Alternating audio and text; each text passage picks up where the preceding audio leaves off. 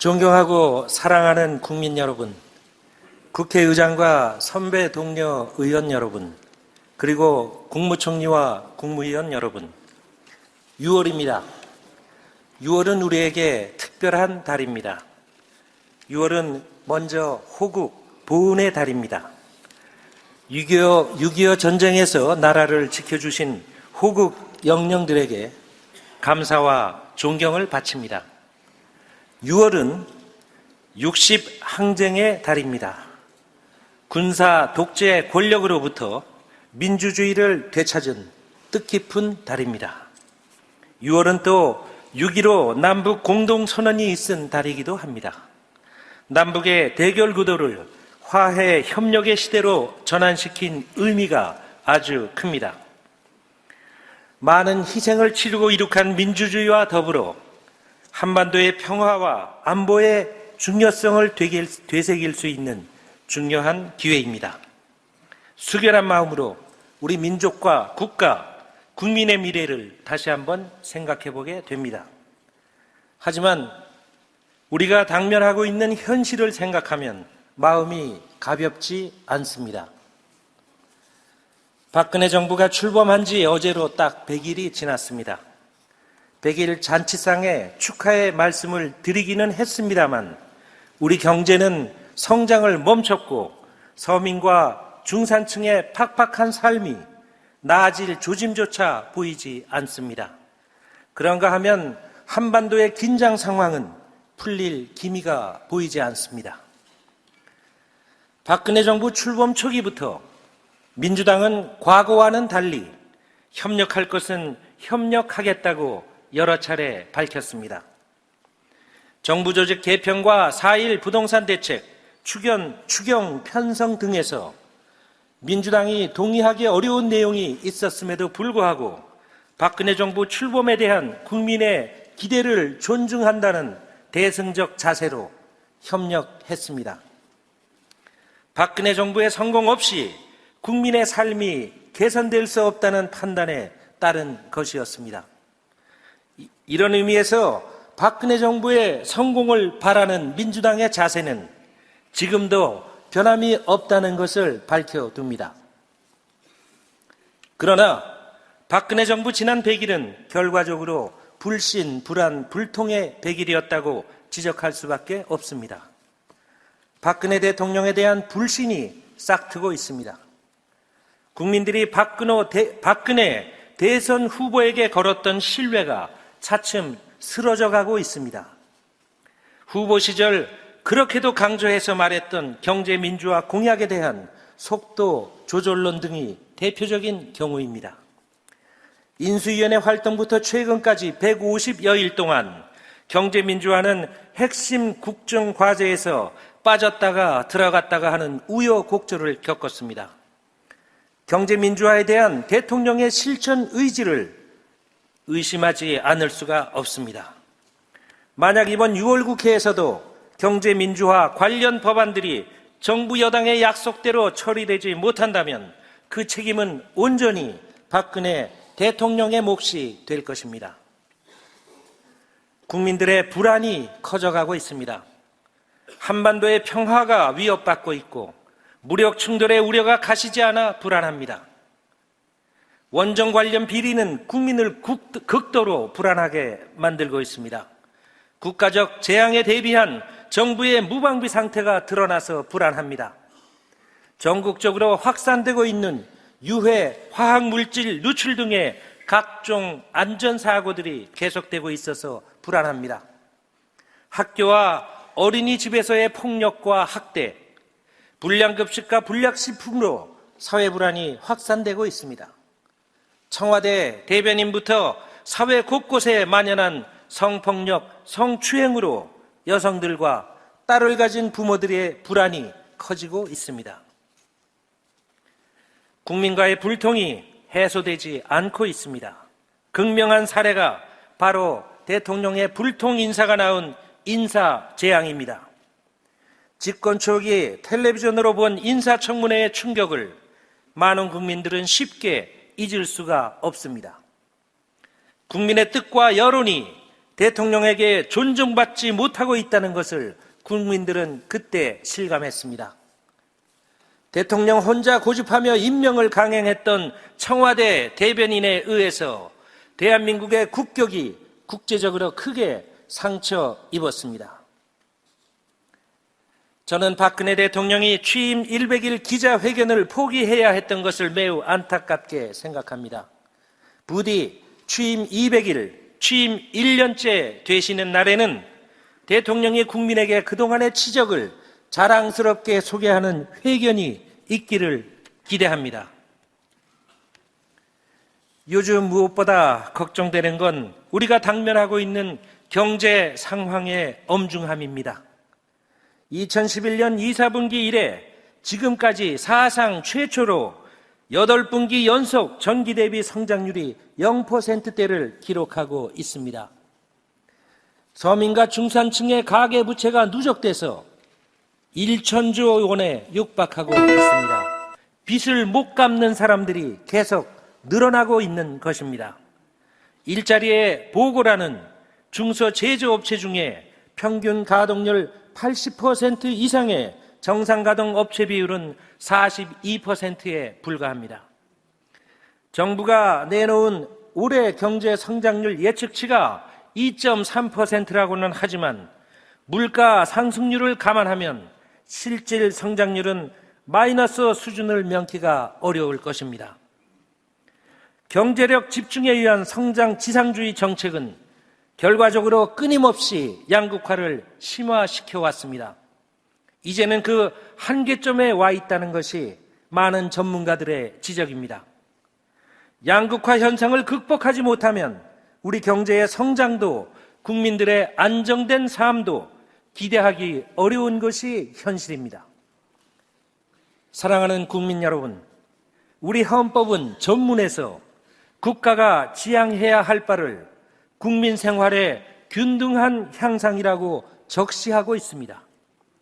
국민 생활의 균등한 향상은 국민적 합의에 의한 국가적 목표인 것입니다. 여기에서 균등하지 않은 부분을 우리 사회의 갑을 관계라고 말할 수 있습니다. 불행한 일입니다마는 우리 사회는 이미 오랫동안 우월적 지위를 강화해온 갑과 이에 저항할 수밖에 없었던 억울한 을로 편가르기 되었음을 부인할 수 없습니다. 양극화로 인한 사회적 갈등과 반목이 국민을 갑과 을의 나라로 분열시켜 온 것입니다. 예를 들자면 이렇습니다. 저수지에는 물이 가득 차 있는데 그 아래 논밭은 타들어가고 있는 형국입니다. 이래서는 절대로 추수를 기대할 수 없습니다. 저수지로는 모자라서 해외 버진 아일랜드 같은 곳에 세운 페이퍼 컴퍼니로 흘러간 부분도 적지 않다는 걸 알게 된 국민들은 크게 분노하고 있습니다. 재벌들과 전직 대통령의 아들까지 명단에 등장하고 있습니다. 이래서는 절대로 더 이상 대한민국이라는 공동체를 지탱할 수가 없습니다. 저수지의 물이 제대로 논밭으로 흐르게 하는 것, 그래서 풍년의 추수로 이어지게 만드는 길이 바로 민주당이 말하는 을을 위한 정치인 것입니다. 을을 위한 정치를 통해서 갑과 을의 비대칭적인 관계를 회복시켜야 합니다. 갑을 관계를 법과 제도를 통해서 대등한 관계로 자리 잡게 할 때 비로소 편가르기가 아닌 사회 통합이 실현될 것입니다. 그래야 갑과 을이 서로 상생하고 지속 가능한 성장이 가능해질 것입니다. 그래서 을을 위한 정치가 반드시 필요한 것입니다. 민주당은 6월 국회에서 경제민주화 관련 법안 처리에 최선을 다하겠습니다. 민주당은 경제 권력의 횡포에 불이익을 강요당하는 사람들인 을의 입장에 서겠습니다. 을을 위한 정치가 여기에 그쳐서는 안 됩니다. 헌법에 보장된 인간답게 살 권리, 인간 존엄을 훼손당하고 있는 우리 사회의 모든 사람들이 을입니다. 불공정하고 정의롭지 못한 사회가 아프게 만든 국민들 모두가 을인 것입니다. 여야가 을을 위한 정치의 경쟁으로 헌법이 요구하는 국민 생활의 균등한 향상을 지향해 나갈 수 있기를 기대합니다. 정직하고 성실한 사람들이 손해보거나 상처받지 않고 각자가 땀 흘린 만큼 잘 사는 나라, 이런 대한민국이 돼야 국가 경쟁력이 되살아나고 지속 가능한 성장이 실현될 것이기 때문입니다. 그래서 민주당은 6월 국회를 을의 눈물을 닦아주는 국회로 명명했습니다. 국민 생활의 균등한 향상을 위한 경제민주화를 실현하는 데 우선 필요한 35개 법안을 이미 발표한 바가 있습니다. 특히 납품업자의 판매 장려금 규제 등 대규모 유통업 납품업자 보호법, 남양유업 등 대리점 공정거래화법, 일감 몰아주기 규제를 위한 공정거래법 등 대리점, 가맹점, 중소기업, 소상공인 보호를 위한 법률의 재개정을 적극 추진하겠습니다. 또한 전월세 상한 규제법, 주택임차료 지원법 등 주거복지 강화를 위한 법과 불법 채권 추심 방지법과 카드 수수료율 상한제법 등 불공정 대출 규제 및 채무자 보호 강화를 위한 법, 진주의료원 폐업 사태와 관련된 지방의료원 설립 운영법의 처리에 역점을 두겠습니다. 학교 비정규직의 무기계약직 전환, 기간제 및 단시간 근로자 보호법 등 비정규직의 정규직화를 위한 법과 실노동시간 단축 및 정리해고 여건 강화법, 적정 최저임금 보장법 등 노동 조건의 개선을 위한 법 등도 이번 6월 국회에서 반드시 처리해야 할 것입니다. 저는 대통령과 여야 지도자, 경제 주체들이 참여하는 갑을 관계 정상화를 위한 사회적 대타협위원회 구성을 제안합니다.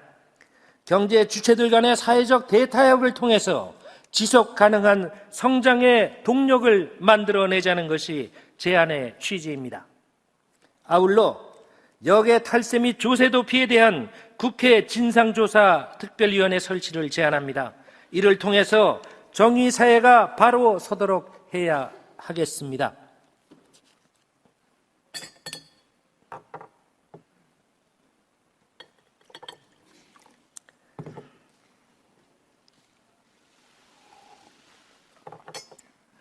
존경하는 국민 여러분, 이제 남북 관계는 정전 체제를 넘어서서 평화 체제의 시대로 나아가야 합니다. 올해는 정전 협정이 체결된 지 60년이 되는 해입니다. 세계 냉전 체제는 끝나고 이념 대결의 시대도 막을 내렸지만 우리는 비극적인 6.25 전쟁의 연장선에서 여전히 전쟁이 일시적으로 중단된 정전 상태에서 살고 있습니다. 이 정전 체제 아래서 남북 대결이 지속되고 있어 국민은 끊임없이 전쟁의 위험에 노출된 불안한 삶을 살고 있습니다. 따라서 조속히 이 상황에서 벗어나 지속 가능한 평화 체제를 정착시키는 것이 시급한 국가 과제입니다. 평화 체제의 구축을 위해서는 남북 대화와 북핵 문제 해결을 위한 6자 회담이 조속히 재개돼야 합니다. 우리는 이 회담의 문이 닫혀 있는 동안 북한의 핵 능력이 급속도로 증강되고 북핵 문제는 더 풀기 어려운 문제가 되는 것을 경험했습니다. 하루속히 6자 회담이 재개돼서 북한의 핵 능력 강화를 막아내고 나아가 북핵 문제의 평화적 해결에 전기를 모색해야 할 것입니다. 한반도 평화 정착을 바탕으로 남북 공동경제 번영을 추구해야 합니다. 우리의 기술과 자본, 북의 자연과 노동력이 합쳐질 때 기대되는 시너지 효과와 남과 북이 갖는 경제적 이득은 상당한 수준이 될 것입니다. 북한이 개성공단을 볼모로 한반도의 평화를 위협하는 행태는 어떠한 이유로도 정당화될 수 없습니다. 그리고 박근혜 정부가 북한의 막무가내식 엄포에 함부로 휘둘리지 않는다는 것은 이제 충분히 보여줬다고 생각합니다.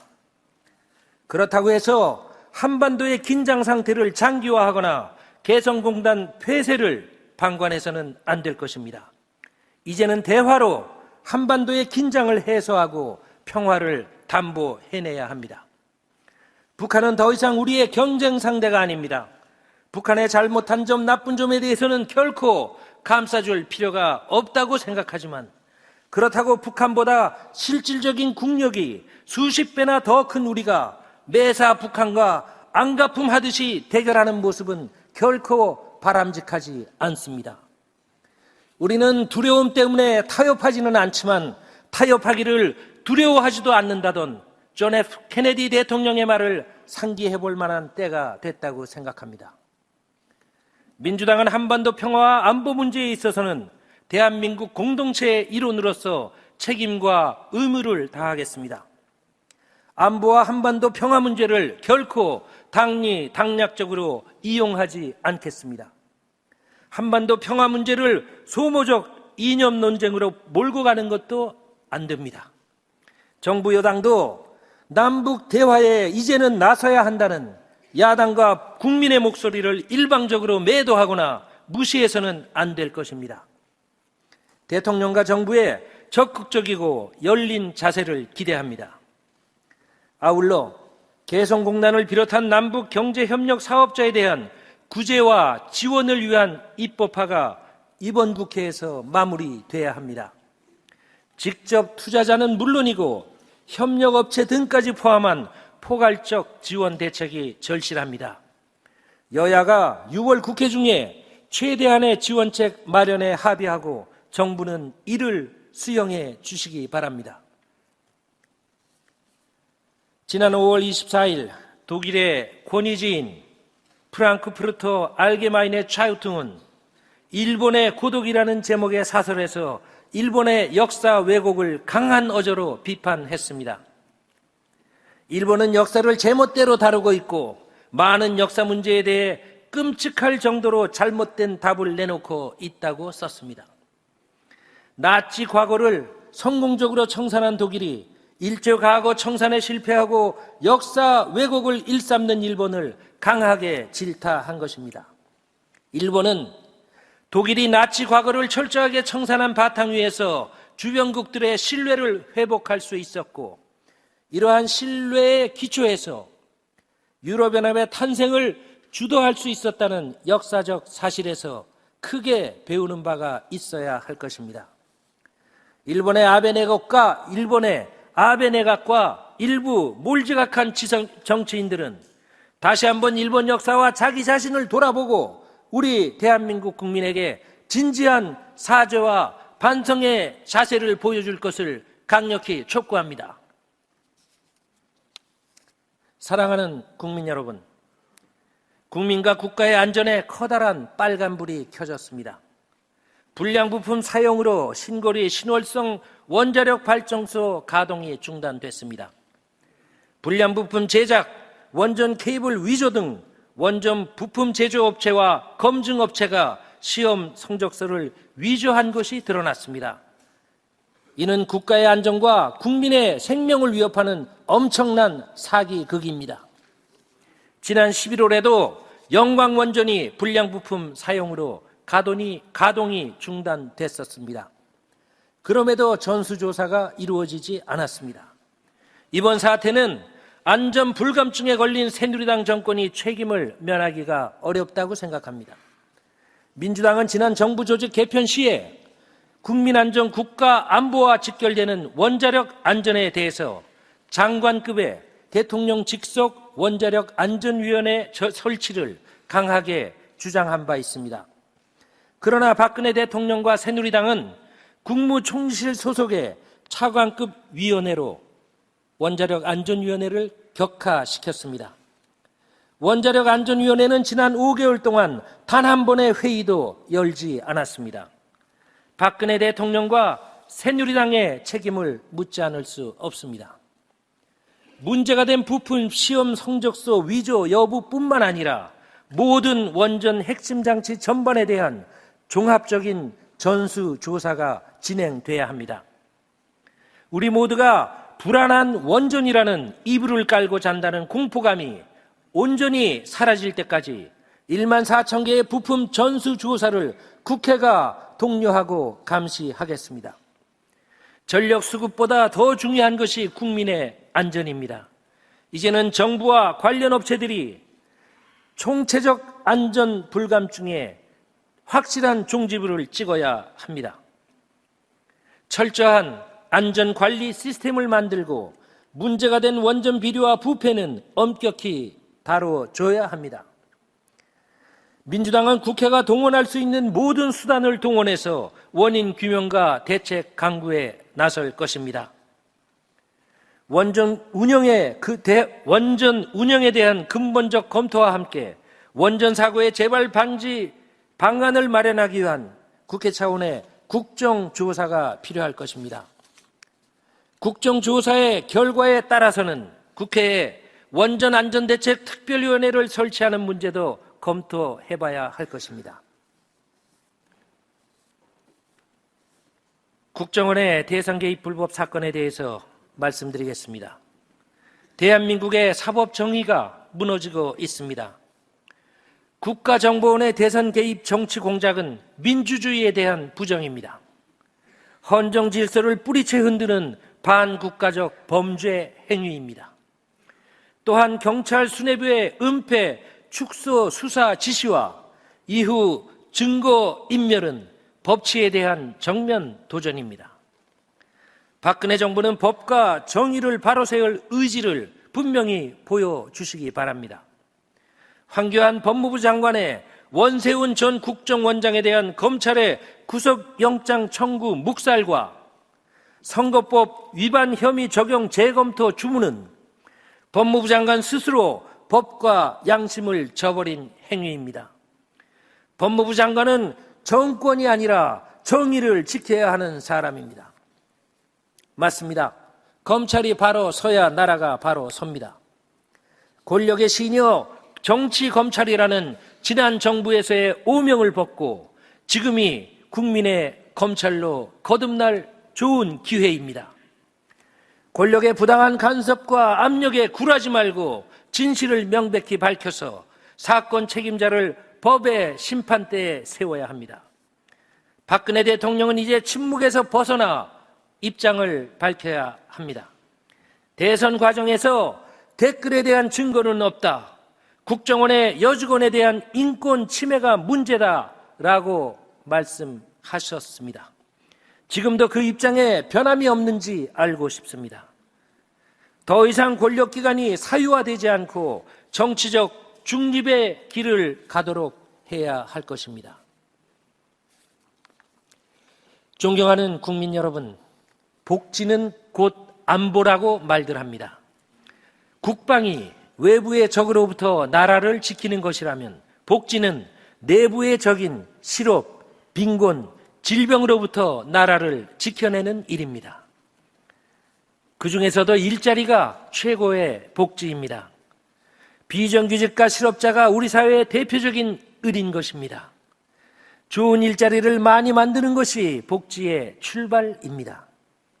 성장과 복지, 경제민주화가 일자리를 통해 열리기 때문입니다.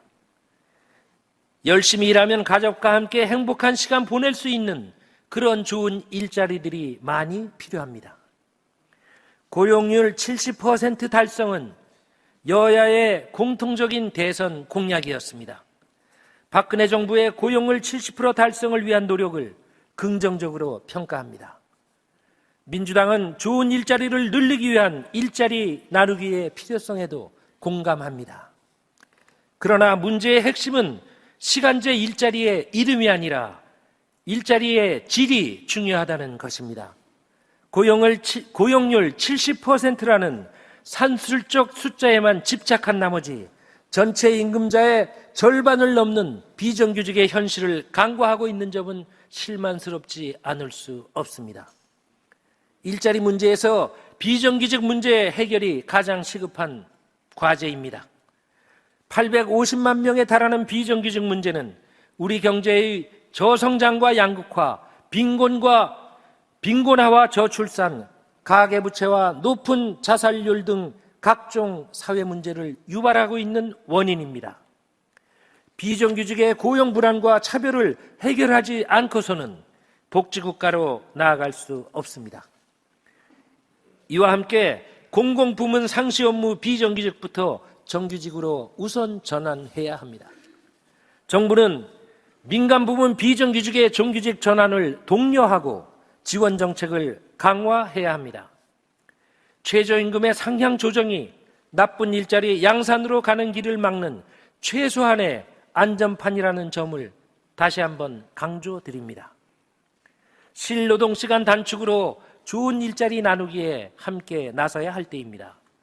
국제적으로 최장시간 노동국가라는 오명을 벗고 과도한 노동시간을 적정화해서 삶의 질을 높이고 일자리도 더 늘려야 합니다. 법정 노동시간만 준수해도 70만 개의 좋은 일자리가 생겨날 수 있다는 것 우리가 다 알고 있습니다. 통상임금에 대해 말씀드리겠습니다. 박근혜 정부는 대법원의 판결을 존중해서 통상임금 산정 지침을 바꿔줘야 합니다.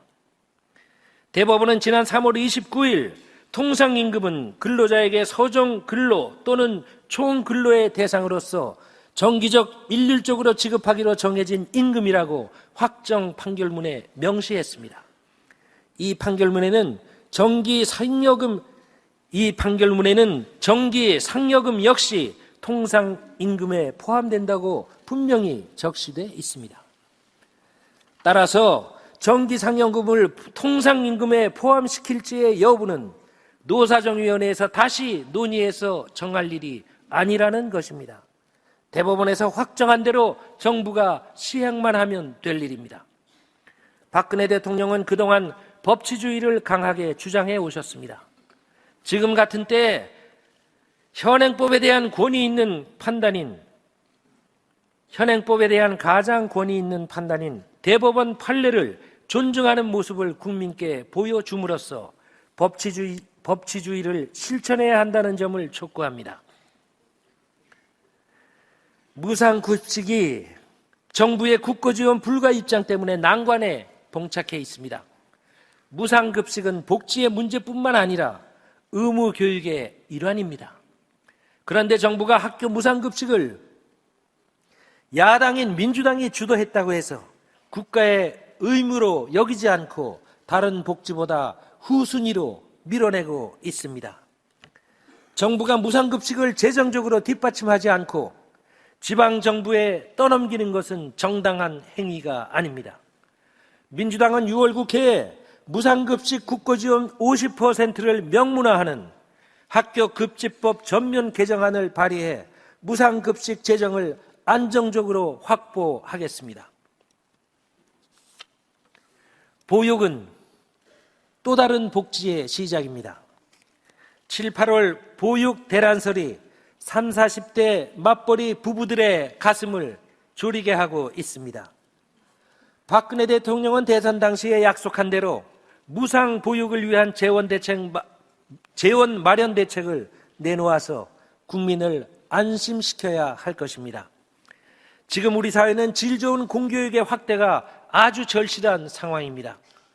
공보육의 확대로 안심하고 아이 키울 수 있는 나라, 마음 편한 세상을 만들어야 할 것입니다. 현행 보육제도는 시장에 의해서 보육 서비스가 제공되고 재정은 정부가 부담하는 방식으로 이루어지고 있습니다. 이에 따라 비용 대비 효율성이 크게 떨어지고 있습니다. 이윤을 목적으로 어린이집과 유치원이 운영되면서 운영비 과다 책정, 등록 어린이 리스트 부풀리기 등 각종 부정 부패가 발생하고 있고 아동 학대와 같은 문제들이 빈발하고 있습니다. 이제 우리 보육의 문제를 더 이상 돈 몇 푼의 지원에 그치는 것이 아니라 보육 재정의 확대, 공보육 시스템의 확장, 범국가적 저출산 대책의 수립으로 마음 편한 세상을 만들기 위한 30년 국가 혁신 프로젝트로 시작해야 할 때입니다. 6월 국회에서 여야가 이미 합의한 대로 영유아 보육법 개정안을 통과시켜서 무상보육에 따르는 지방정부의 재정 부담을 덜어줌으로써 보육 대란은 반드시 막아내야 할 것입니다. 저는 이를 위해 국회에 안전한 보육과 저출산 사회 극복을 위한 특위 구성 설치를 제안합니다. 이 특위에서는 지난 대선 당시 여야가 제시했던 보육 관련 공약들을 총괄적으로 검토하고 이를 반영해 최소 30년 이상의 중장기적인 대책을 함께 만들자는 것입니다. 진주의료원 폐업은 반드시 철회돼야 합니다. 국민의 건강권을 지키고 환자를 안정적으로 치료하기 위해서 공공의료는 더욱 확대돼야 합니다. 진주의료원 폐업은 시대적 흐름에 역행할 뿐만 아니라 공공의료를 확대하겠다던 박근혜 대통령의 대선 공약과도 정면으로 위배되는 것으로 마땅히 철회돼야 합니다. 공공의료에 대한 새누리당 도지사의 변심과 이탈에 박근혜 대통령이 침묵하고 있는 것은 이해할 수 없는 일입니다. 국민 건강권을 정치적으로 이용하는 일은 어떤 경우에도 성공하지 못할 것입니다. 진주의료원 문제는 진주의료원만의 문제가 아닙니다. 공공의료 존립의 문제이자 우리 사회의 을들이 겪고 있는 고통의 문제입니다. 민주당은 국정조사를 통해 폐업의 부당성을 밝혀내고 경남도에 책임을 물을 것입니다. 앞으로 지방자치단체장이 독단적으로 지방의료원을 폐업하지 못하도록 관련법을 정비하고 공공의료 발전을 위한 종합적인 대책을 마련할 것입니다. 새누리당도 이제 방관만 하고 있어서는 안 됩니다.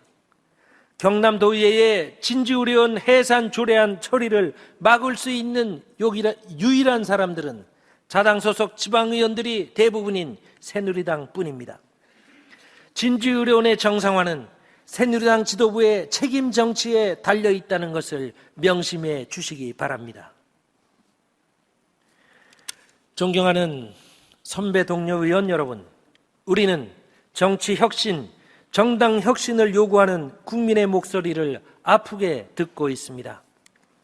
민주당은 지난 5월 4일 전당대회를 통해 새 지도부를 구성한 이후에 본격적으로 변화와 혁신에 나서고 있습니다.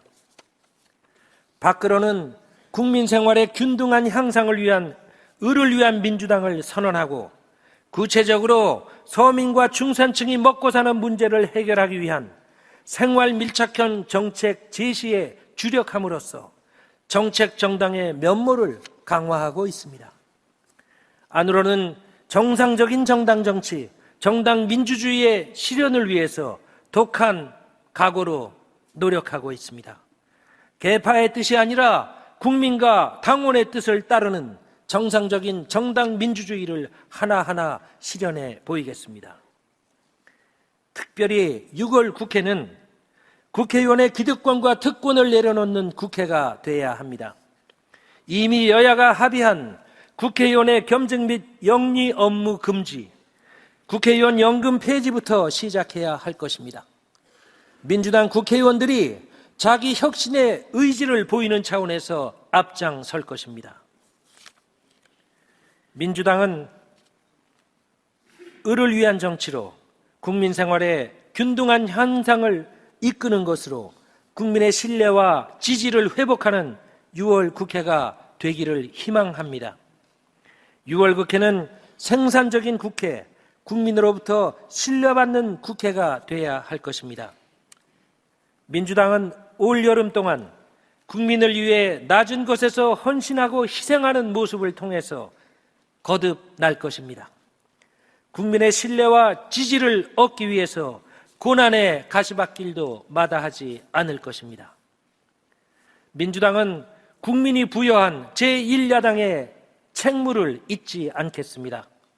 민주당은 언제나 국민의 편에 서서 정부의 국정 운영을 감시하고 견제하며 합리적인 대안을 내놓는 수권 정당으로서의 역할에 최선을 다하겠다는 약속의 말씀을 드립니다. 경청해 주셔서 고맙습니다.